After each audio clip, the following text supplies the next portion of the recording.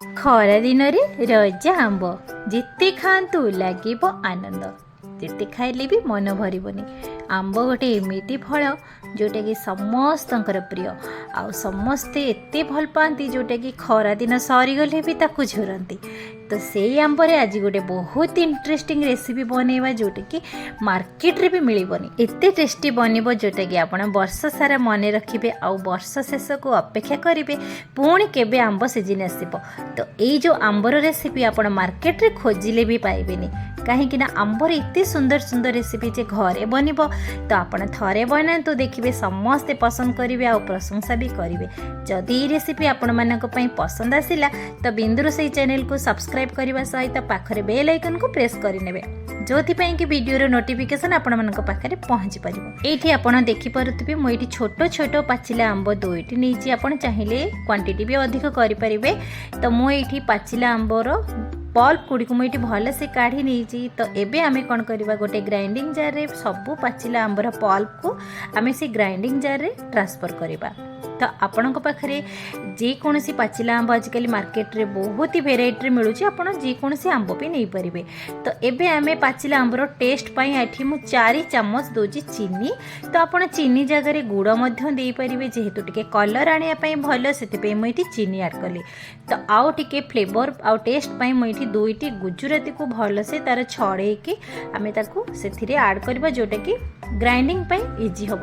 ତ ଏବେ ଆମେ ସୁପର ଫାଇନ୍ ତାର ଗୋଟେ ବଢ଼ିଆ ସେ ପେଷ୍ଟ ବନେଇବା। ତ ଏଇଠି ଦେଖନ୍ତୁ ଆମ୍ବର ଗୋଟେ ବଢ଼ିଆ ସେ ପେଷ୍ଟ ବନିଯାଇଛି, ଜମା ବି ଲଙ୍ଗସ୍ ନାହିଁ। ତ ବଢ଼ିଆ ସେ ପେଷ୍ଟ ବନିଛି। ଯଦି ବି ଟିକେ ଡାଉଟ୍ ହେବ, ଯଦି ତାର କିଛି ଲଙ୍ଗସ୍ ରହିଯିବ, ତ ଆପଣ କ'ଣ କରିବେ, ଗୋଟେ ଷ୍ଟେନର୍ରେ ଭଲସେ ଛାଙ୍କି ଦେବେ। ତ ଏବେ ଆମେ ଗୋଟେ ପ୍ୟାନ୍ ଗରମ କରିକି ସେଥିରେ ଆମେ ଆମ୍ବର ପେଷ୍ଟକୁ ସେଥିରେ ଆଡ଼୍ କରିବା। मेजरमेंट्रे 1 कप आंबर पेस्ट ये हम, जोटाकि आपण मेजरमेंट्रे अधिक भी कम करें। तो मुझे मेजरमेंट्रे छोट छोट आंब जेहेतु थिला 1 कप आंबर पेस्ट बनी। तो एबे आमे कौन करबा ना, आंबर पेस्ट को लगातार 3 मिनिट पर्यंत यही भाव में लगातार स्पैचुला चलेबा और भल से कुक करबा। टिके आंबर टिके कलर चेंज आसीबो, तो से पर्यंत आमे आंब को कुक करबा। और ध्यान रखिबे गैस रो फ्लेम को स्लो मीडियम रे ही रखिबे। तो एबे आमे आंबर आउ टिके कलर आउ टेस्ट पई मोइटी फूड कलर सहित एसेंस ऐड कली 2 ड्रॉप, जोटा कि मार्केट रे इजीली मिल जाउची, जोटा कि एटा हेल्थ पई किछि भी क्षति नाही। तो ऑप्शन अछि, तो आपण चाहिए आपण फूड कलर अवॉइड करि परिबे, नहले आपण भी देई परिबे। तो एठी आमे भल से मिक्स कर सला परे मोइठी 1 कप सुजी ऐड कली। तो आपण चाहिए भजा सुजी मध्य ऐड कर परिबे। 1 कप आंबर पेस्ट सहित एठी 1 कप मोइठी सुजी नेछि। तो आपणकर मेजरमेंट हिसाब रे जेतिकी आंब नेबे से अनुसार सुजी नेबे। तो एबे आमे कोन करबा, आंब और सुजी को भल से मिक्स करिकी कंटिन्यू 5 मिनिट पर्यंत आमे एई भली भाव रे स्पैचुला रे गोळेबा और कुक करबा। तो पुणी आउ थे कहबी गैस रो फ्लेम को सब बड़े लो मीडियम रे ही रखिबे, हाई करिबिनी, कहीं हाई कले आमर जेकोसी रेसिपीटा पोड़ी गले तो तार टेस्ट भी खराब हो जिवो और भल से भी बनबनी। तो एबे कंटिन्यू 5 मिनिट पर्यंत ये भाव में कुक करेंगे और स्पैचुला को जमा भी बंद करेंगे। ये भाव में स्पैचुला चलाउथिबे, जेमिति कि आमर जेमिति जंतुणी पिठा बना जाए। तो से भली आंब आमर सुजीर गोटे जंतुणी बनैबा। एठी आपण जदि चाहिए क्षीर मध्य ऐड कर परिबे, तो स्टार्टिंग रु जदि क्षीर ऐड कर परिबे तो आहरी भल कथा। तो मु एठी बिना क्षीर रे बनैबी। तो एठी 5 मिनिट आमे भल से जंती सारा परे मु एठी 2 रु 3 चम्मच देसी गाय घी मुझे ऐड कली।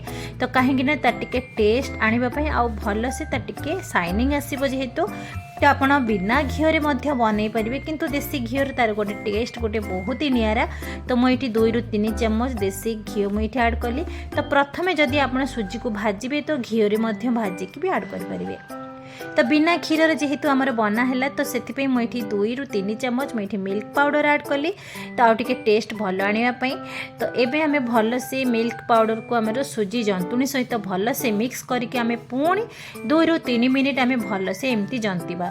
आंबर तो केते कौन आइसक्रीम कोल्ड ड्रिंक्स एमती समस्ते केते कौन खाई था किंतु एभली भाव में थरे आंबर किछि नियारा रेसिपी आपण बनातु देखिए भल भी लगे आ समस्ते प्रशंसा भी करेंगे आ पसंद भी करेंगे। तो एबे आमर 2 ରୁ 3 मिनिट भल से मिक्स कर सारा परे एबे आमे किछि ड्राई फ्रूट्स ऐड करछि आपण चाहिए स्किप मध्य करि परिबे। तो एबे आमर भल से पुणी ड्राई फ्रूट सहित भल से मिक्स करबा। ये देखिए धीरे धीरे सुखिला ही आसीबो आ पैन रु आमर सुजी जंतुणीटी धीरे धीरे छाड़ीबा को स्टार्ट करिवो। तो एबे आमे कोन करबा गैस रो फ्लेम को बंद कर दबा कहीं ना आमर एई भली भाव में परफेक्ट ही बनीची। तो एबे आमे गोटे प्लेट रे घिओ किंबा तेल किछि लगे नबा। तो एबे से जो सुजी रो जंतुणी को आमे एबे प्लेट को ट्रांसफर करिबा। तो एबे प्लेट को ट्रांसफर कर सारा परे आमे ताको गोटे बढ़िया से सेट करिबा। तो हाथ साहाय्य हो किंबा स्पैचुला साहाय्य हो आपण एई भली भाव में प्लेट सहित आपण सुजी रो जंतुणी को भल से पूरा सेट करि नेबे। तो ये जो रेसिपीटा खाइबा को जिते टेस्टी आ बनैबा को तो बहुत ही इजी कहीं बनैबारे किसी भी एथिरे कष्ट भी करिया को पड़लानी बहुत ही इजी घरे बेसिक जिनस ही बनिला। तो जिते बेले खरा दिन रे आंब तो घर को सफिशिएंट आसूची तो बेले बेले ये भाव में किसी नुआ नुआ रेसिपी बनातु देखिए यूनिक भी लगे समस्ते भी खुशी हेबे खाइबा को पसंद भी करेंगे। तो ये देखो प्लेट रे भल से आमर सेट हो गला। तो ताको टिके सुंदर देखा जावाई आपण गार्निशिंग भी करें ड्राई फ्रूट्स हो कि टूटी फुटी हो। तो मार्केट रे जेमिति सिल्वर पेपर गोल्ड पेपर जेमिति स्वीट्स को गार्निशिंग करा जाय थे जेकोसी आपण संदेश आणतो कि जेकोसी स्वीट्स आणतो तो आपण जदि चाहिए घरे मध्य आपण से भली भाव में भी सिल्वर पेपर गोल्ड पेपर मध्य गार्निशिंग करि परिबे नहेले आमर घरे बेसिक जिनस रे भी आपण गार्निशिंग कर परिबे। मु तो बर्फी स्टाइल बनैबी आपण जदि चाहिए लड्डू सेप रे बनै परिबे किंबा पेड़ा सेप रे मध्य आपण बनै परिबे कहीं जेको सेप रे भी आपण बनैकी आपण गार्निशिंग करें। ये जो रेसिपी आपण चाहिए ओषा बार व्रत हो कि एकादशी व्रत हो आपण चाहिए बनैबे आ ठाकुर पाखे भी भोग लगे पारे। आ देखंतु ए भली भाव में आमर गार्निशिंग सरीगला। तो एबे आमे कोन करबा 15 ରୁ 30 मिनिट पर्यंत आमे ताको फ्रिज रे रखिबा जेहेतु टिके सेट नवा पई। तो एठी 15 ରୁ 30 मिनिट परे देखंतु बढ़िया से सेट हो जाइए। तो एबे आमे कौन करबा ना ताको सुंदर सेप रे काटिबा। मुई बर्फी सेप रे काटिबी आ आपण मानको सर्व करके देखैबी। जे पर्यंत आमर आंबर सीजन चली तो सही सीजन भितर ही आपण मन पसंद रे जेकोसी रेसिपी बनै कि खातु और एंजॉय करंतु कहीं पुणी वर्ष शेष को अपेक्षा करिया को पड़िबो पुणी आंब केबे आसीबो। तो आंब सीजन रे तो मन भरिकी आपण आंबर जेकोसी भेराइटी रेसिपी बनै कि खातु। तो ये मु बर्फी स्टाइल रे आपण मानक काटिकी देखौची। तो बहुत ही सुंदर बनी बहुत ही अट्राक्टिव लगुच देखिए आपण मैंने वीडियो देखिकी जानी पारुथिबे घरे बेसिक जिनस रे आमे इजी रे बनै परिले विदाउट केमिकल विदाउट किछि भी भेजल जिनस यूज न करिकरी। मार्केट रे तो बहुत ही भेजल सब जिनस रे भेजल जोटा कि आमे जो स्वीट्स आनी थांदी मार्केट रो तार टेस्ट ही किछि न थाए। तो ए भली भाव में आपण थरे बनेबे ना फ्रिज रे आपण 15 ରୁ 20 दिन एमती रखिकी भी खाई परिबे किछि भी खराब होबनी। तो ये थिला हमर मैंगो सुजी जंतुणी रो बर्फी जोटा कि आपण मैंगो बर्फी कहि परिबे मैंगो सुजी बर्फी कहि परिबे मैंगो सुजी जंतुणी बर्फी कहि परिबे। तो केमिति लागिला आपण मानकू गोटे पीस तो आपण मानकू काटिकी देखैली देखिथिबे आपण केमिति बनीची परफेक्ट सेट हेची आ बढ़िया से बनीची और टेस्टी भी हेची कहीं मैंगोर चटपटा फ्लेवर सहित खट्टा मीठा सहित तार जो कॉम्बिनेशन टा ना बहुत ही टेस्टी लगी आ समस्ते पसंद करते खाई आपड़ ये भाव में थरे बनातु।